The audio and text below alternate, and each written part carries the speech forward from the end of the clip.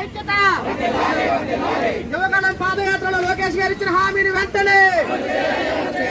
యువగళం పాదయాత్రలో లోకేష్ గారు ఇచ్చిన హామీని వెంటనే యువగళం పాదయాత్రలో లోకేష్ గారు ఇచ్చిన హామీని వెంటనే యువగళం పాదయాత్రలో లోకేష్ గారు ఇచ్చిన హామీని వెంటనే యువగళం పాదయాత్రలో లోకేష్ గారు ఇచ్చిన హామీని వెంటనే యువగళం పాదయాత్రలో లోకేష్ గారు ఇచ్చిన హామీని వెంటనే